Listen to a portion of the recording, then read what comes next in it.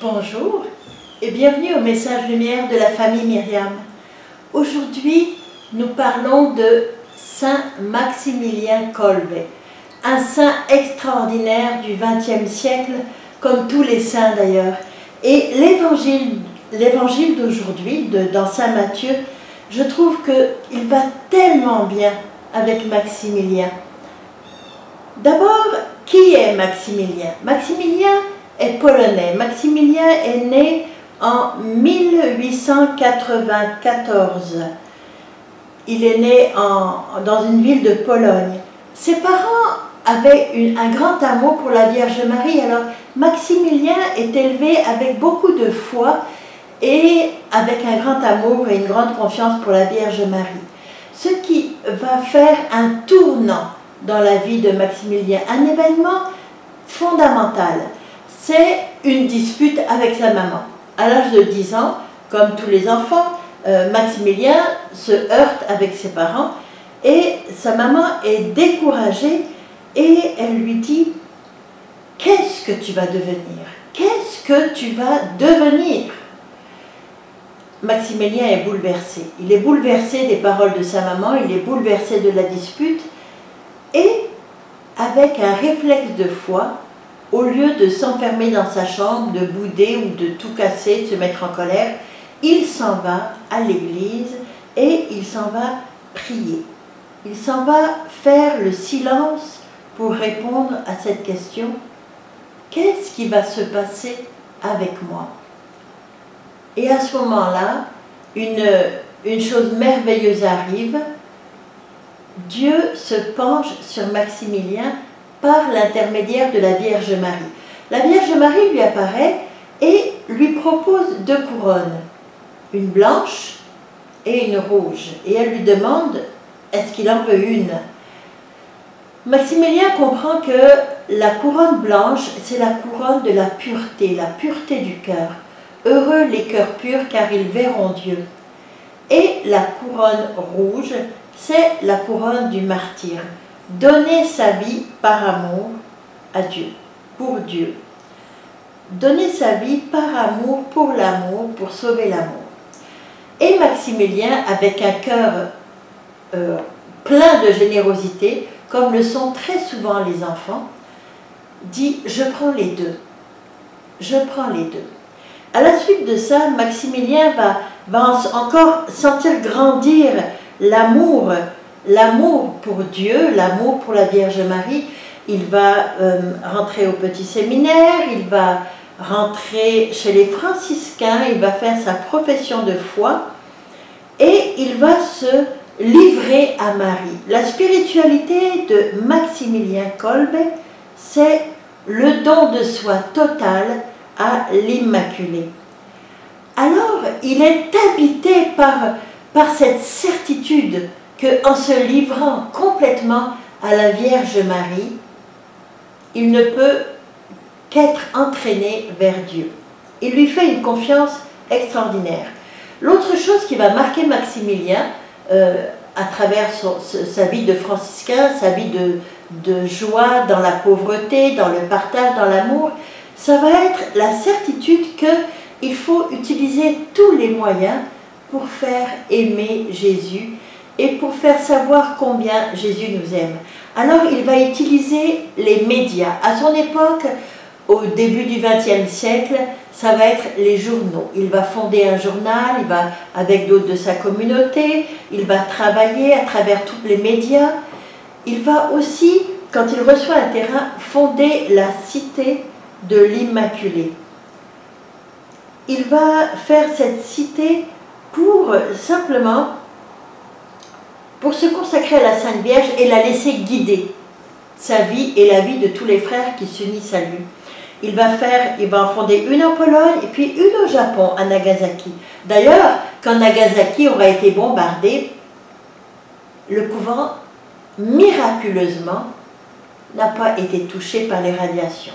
Le couvent a été protégé, ils étaient en train de dire leur chapelet au moment où la bombe a explosé. Ça, c'était une petite parenthèse.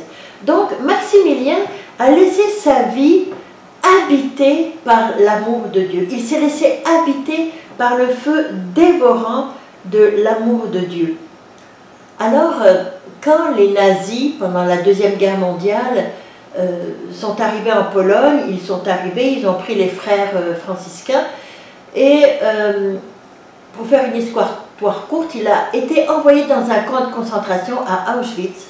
Ça faisait pas très longtemps, quelques semaines, quelques mois qu'il était là, quand un prisonnier s'évade, la punition arrive, 10 prisonniers pris au hasard sont condamnés à mourir de faim dans un cachot.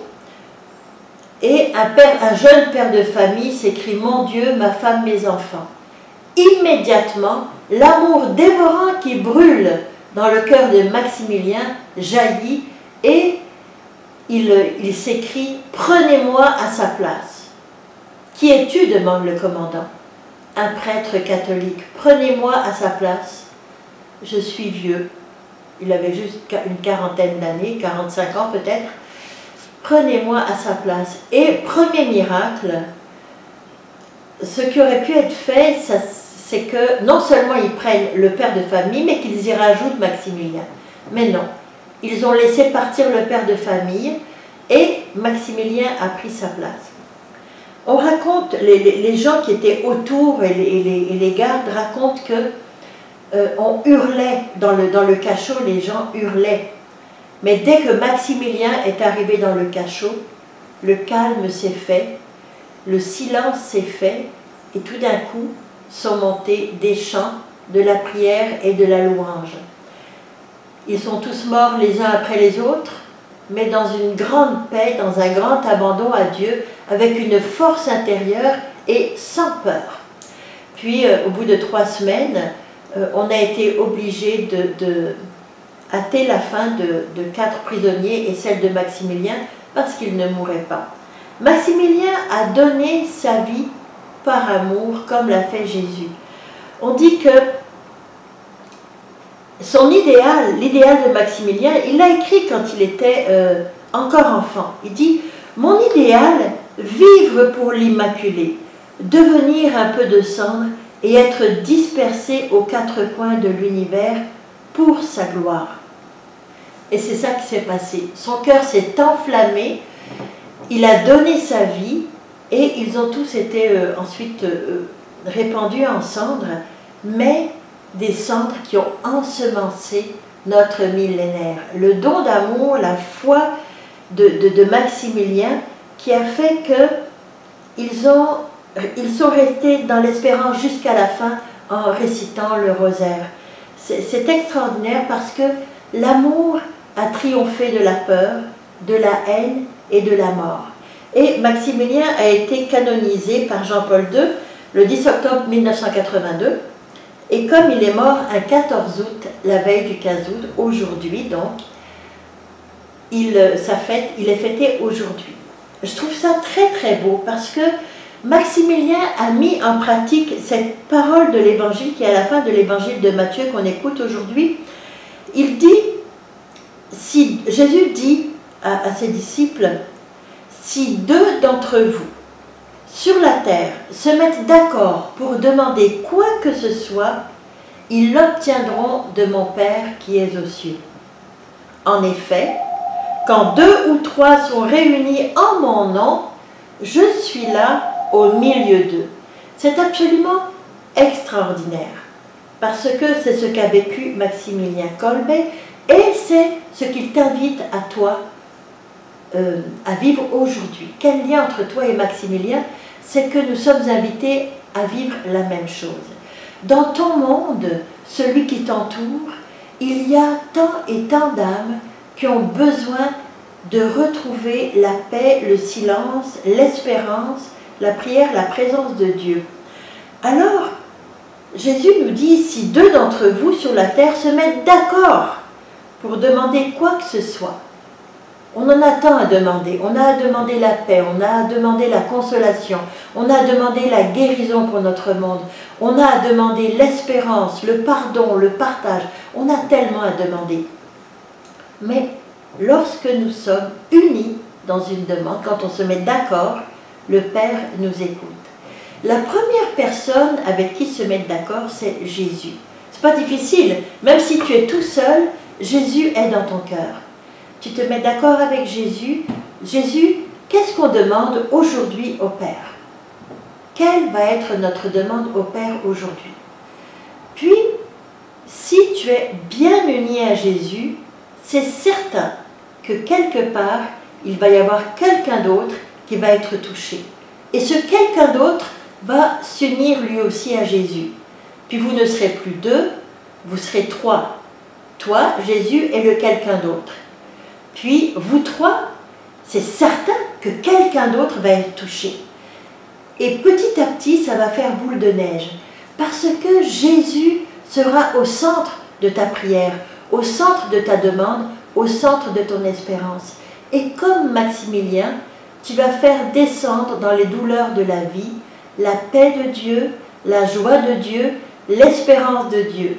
Ce qu'on entendra, ce ne seront plus des cris de haine ou de douleur, ce seront des chants de louange, des chants d'espérance, un émerveillement et une sécurité profonde en Dieu. Trouves-tu que ça vaut la peine? En tout cas, moi je trouve que oui. Alors, passe une belle journée avec Maximilien.